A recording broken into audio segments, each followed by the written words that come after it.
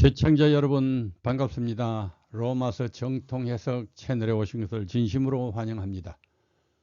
이번에 제11회는 사람이 의로워지는 방법으로 예수님을 통한 칭의를 얻는 방법을 소개합니다. 예수님은 다른 어떤 성인과 또 어떤 종교 교주들과는 다릅니다. 예수님은 창세기에서부터 창조 때부터 이미 예고되어 죄인들 인류를 구원하시고자 하는 구세주로 그 모든 증거들을 성경에 밝혀 놓았는데, 예수 그리스도는 훌륭한 그냥 선생이 아니고 인류의 죄를 구원하실 이 구세주라는 사실, 그 증거들 또 그 능력들, 이런 것들을 통해서 우리가 예수님을 통해서만이 구원을 얻을 수 있다고 하는 확신을 가지게 됩니다. 여기 그 그림들을 좀 보여드립니다. 지금까지 우리가 공부한 계략들 여기 이렇게 적어 놓았는데, 로마서라고 하는 것이 어떤 뼈대로 지금 오늘 공부하는 내용은 그 중에 어떤 대목에 들어가는가, 이런 감을 좀 잡으시라고 이렇게 해놨습니다. 시 예수님의 표상 5장 12절이 그러므로 라는 접속사로 시작한다. 우리가 로마서를 읽을 때에 그런즉, 그러므로, 이러므로 같은 인과관계를 나타내는 접속사나 그러나와 같은 반전의 접속사를 자주 만나게 되는데, 그럴 때 뭔가 어색함을 느낄 때가 많다. 왜 그런가 하면 인과를 나타내는 접속사가 인과도 없이 쓰인 것 같은 같이 보일 때가 있기 때문이다. 여기 12절에서도 앞의 예수님의 죽으심으로 우리가 하나님과 화목되었으니 기뻐하자는 내용에 이어서 그러므로 한 사람으로 말미암아 죄가 세상에 들어오고 죄로 말미암아 사망이 들어왔나리라고 하는 것이다. 앞 뒤의 내용이 어떻게 해서 그러므로로 연결되는가? 얼른 이해가 안 되어 문맥이 끊어지는 것 같은 느낌이 든다. 그러나 앞뒤 절을 바꾸면 그러므로가 잘 어울린다. 한 사람으로 말미암아 온 인류가 죄인이 되어 사망에 이르게 되었기 때문에 그러므로 다시 하나님과 화목이 필요하고 또 화목하게 된 것을 즐거워하게 된다는 문맥이 되는 것이다. 우리에게는 어색해 보이는 이런 접속사들이 원어 문장의 어떤 도치의 기법 같은 것, 또 혹은 시적인 표현의 기법 같은 것이기 때문이 아닌가 한다. 이러한 사소해 보이는 단어들을 번역, 해석, 적용을 잘하는 것도 로마서 본문을 잘 이해하는 또 하나의 열쇠가 된다. 자, 이제 본문을 보자. 12절은 아담 한 사람의 범죄로 말미암아 사망이 세상에 들어왔고 그 후로 모든 사람이 죄를 짓게 되어 의인은 없나니 하나도 없는 세상이 되었고 그로 말미암아 모든 인류가 죽음에 이르게 되었다. 그런데 죄는 아담 때부터 이 세상에 들어왔고 그 저주도 그때부터 있었으나 구체적인 율법이 생겨 그 범죄를 지적하기 전까지는 사람들이 죄를 죄로 여기지 아니하였다는 것이다. 12절 그러므로 한 사람으로 말미암아 죄가 세상에 들어오고 죄로 말미암아 사망이 들어왔나니 이와 같이 모든 사람이 죄를 지었으므로 사망이 모든 사람에게 이르렀느니라. 13절 죄가 율법이 있기 전에도 세상에 있었으나 율법이 없을 때에는 죄를 죄로 여기지 아니하였느니라. 14절 그러나 아담으로부터 모세까지 아담의 범죄와 같은 죄를 짓지 아니하는 자까지도 사망이 왕노릇하였나니 아담은 오실 자의 모형이라, 표상이라. 여기서 죄가 7번이나 언급된다. 여기서부터 7장 끝까지 죄가 핵심 주제가 되는데 뒤에 가서 상세히 정리하겠다. 14절 끝에 아담은 오실 자의 모형, 표상 혹은 타입이라는 말이 나온다. 신학에서 표상학이라는 분야가 있는데 표상이란 어떤 실체의 모형을 말하는 것으로서 하나가 다른 하나를 예표 혹은 상징한다는 뜻이다. 이런 경우 하나를 모형 또는 표상이라고 하고 다른 하나를 원형 또는 실체라고 한다. 성경에는 특별히 구약에 있는 인물이나 물건, 사건 등이 신약의 그리스도와 그의 사역을 예표한다는 뜻에서 구약의 많은 부분이 모형이요 신약의 많은 부분이 원형이라고 보는 것이다. 그러나 이 표상을 비유나 우화와는 구분해야 되는데 왜냐하면 이런 것들을 서로 혼용해서 적용시키면 의미의 혼란이 일어나기 때문이다. 비유라는 것은 어떤 사건을 설명하기 위하여 다른 사건을 그 곁에 대비시켜 원 사건의 뜻을 분명히 하는 것으로서 원 사건과 대비된 사건 사이에 표상적인 의미는 없고 오직 예화적인 의미만 있다.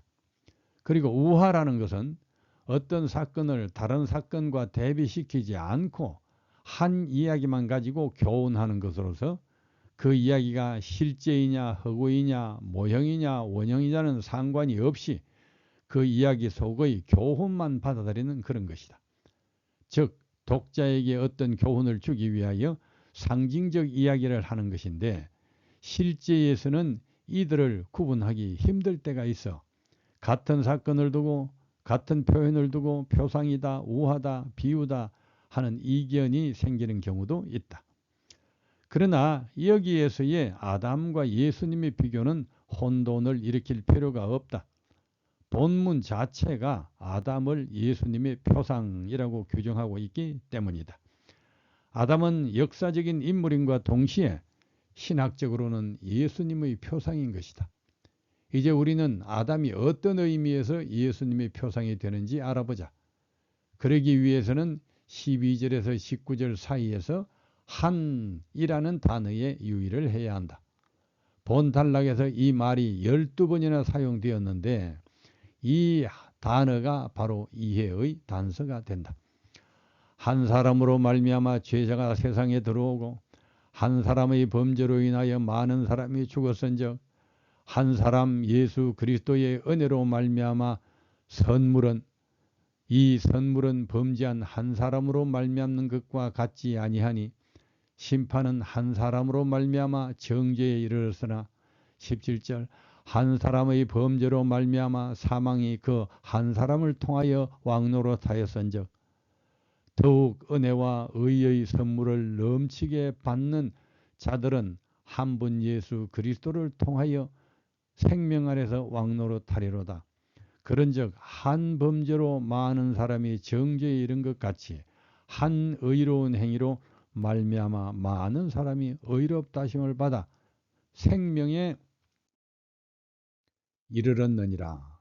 한 사람이 순종하지 아니함으로 많은 사람이 죄인 된 것 같이 한 사람이 순종함으로 많은 사람이 의인이 되리라. 이 한을 계속 강조하는 말은 아담이 생명의 시조였고 전 인류의 대표자였고 그 하나의 행위가 모든 사람에게 영향을 주었다는 면에서 예수님의 표상이 된다는 뜻이다. 예수님도 생명의 시조요 전 인류의 대표자요 그의 행위로 모든 사람에게 영향을 끼쳤다. 15절에 그러나 이 은사는 그 범죄와 같지 아니하니라고 한 것처럼 그 효과는 정반대니 죄를 끌어들인 시조와 죄를 물리친 시조, 사망을 가져온 대표자와 생명을 가져온 대표자, 모두가 죄인 되도록 영향을 끼친 것과 모두가 의인 되도록 영향을 끼친 것이다. 첫사람 아담은 생명이 되었다 함과 같이 마지막 아담은 살려주는 영이 된 것이다. 한 사람으로 말미암아 죄와 사망이 세상에 왔으니 예수님 한 분으로 능히 죄와 사망을 물리칠 수 있다는 말을 여기서 하고 있는 것이다. 아담 안에서 모든 사람이 죽은 것 같이 그리스도 안에서 모든 사람이 삶을 얻으리라. D. 예수님의 속죄 그리고 이 단락에서 원죄의 문제도 짚고 넘어가야겠다. 12절에 한 사람으로 말미암아 모든 사람이 죄를 지었으므로 14절에 아담의 범죄와 같은 죄를 짓지 아니한 자들까지도 사망이 왕노릇하였나니 또 15절에 한 사람의 범죄를 인하여 많은 사람이 죽었은즉 16절 심판은 한 사람을 인하여 정죄에 이르렀으나 등과 같은 표현들이 여러 번 나오는데 그것은 아담의 죄가 아담과 같은 죄를 짓지 아니한 자손들의 운명에도 같은 저주를 가져왔다는 말이다. 그러면 아담 때문에 우리가 이런 고통과 불의와 죽음에서 허덕여야 하는가? 조상의 죄값을 무조건적으로 그 후손이 치러야 하는가? 그러면 각자의 의지와 선행으로 정죄를 벗어날 수는 없는 것인가? 범죄하는 그 영혼은 죽을지나 아들은 아버지의 죄악을 담당하지 아니할 것이요 아버지는 아들의 죄악을 담당하지 아니하리니 의인의 공의도 자기에게로 돌아가고 악인의 악도 자기에게로 돌아가리라고 하는 에스겔서의 말씀과는 어떻게 조화되는 것인가? 이것이 바로 원죄 문제에 대한 논쟁을 불러일으키는 근거이다. 원죄 문제의 신학적 기원은 대개 어거스틴과 펠라기우스의 논쟁에서부터라고 본다. 펠라기우스가 아담 때문에 후손들이 죽는 것이 아니라 오직 육신으로서의 숙명적 생리현상 때문이며 각자는 자기 죄의 형벌을 받을 뿐이라고 주장했는데 이에 대하여 동시대의 어거스틴은 아담 안에서 모든 사람이 죄의 형벌 속에 들어왔고 또 죄를 대항할 힘을 잃어버렸으며 그래서 전적으로 하나님의 은혜로만 구원을 얻을 수 있다고 반박하였다. 그로부터 하나님의 사랑과 죽음의 형벌, 개인의 의지와 천부적 죄성 등 다양한 상관관계 속에서 논쟁은 계속되어 왔다. 스콜라 시대를 거쳐 칼뱅에 이르는 근본적 부패와 완전 타락을 주장하고 하나님의 선택만이 구원의 능력이라며 전적인 예정적으로 나가는 학자가 있는가 하며 개혁주의의 영향으로 자유주의 신학에 이르는 구원은 전적으로 선을 택하는 자기 의지에 달렸다고 주장하는 학자들이 있다.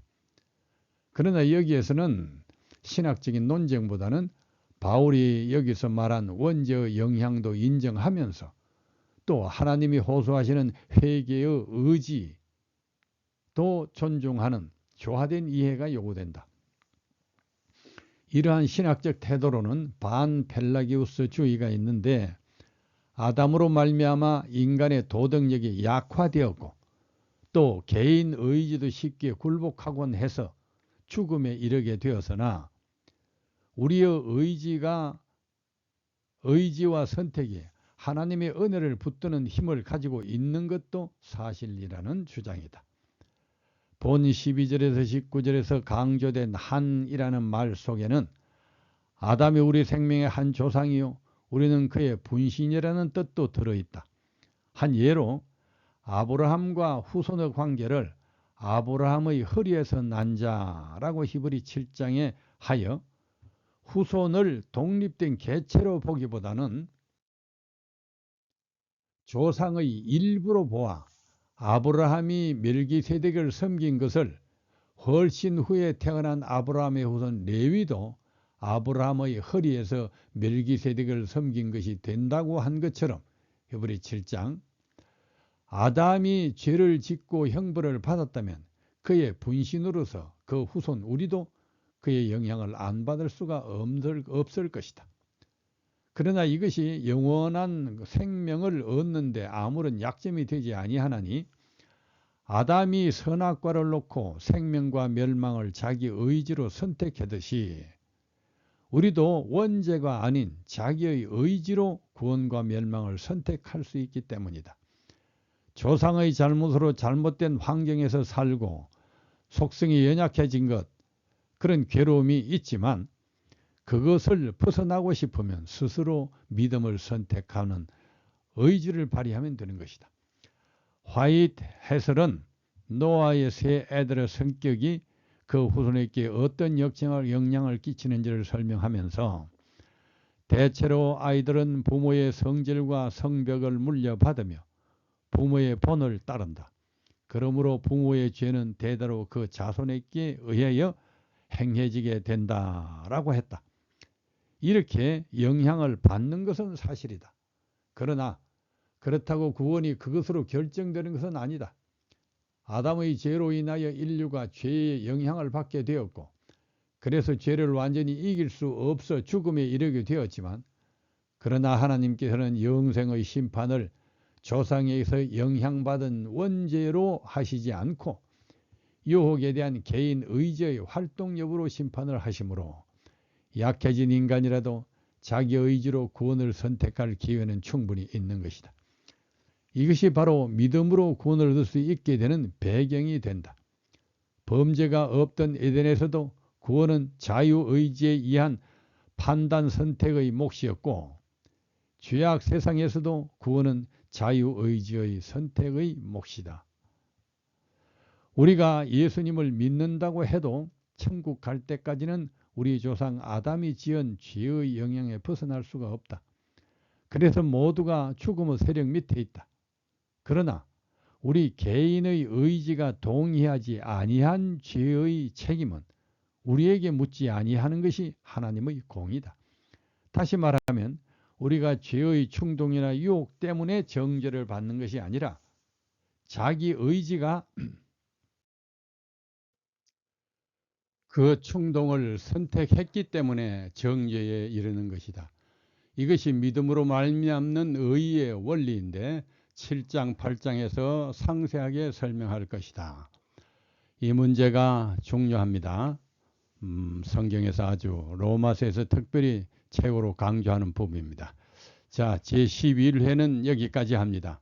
다음 제12회는 죄를 더욱 죄되게 하여 사람을 예수께로 이끄는 이 역설적인 율법의 기능을 보게 되겠습니다. 5장 20절 내용입니다. 감사합니다.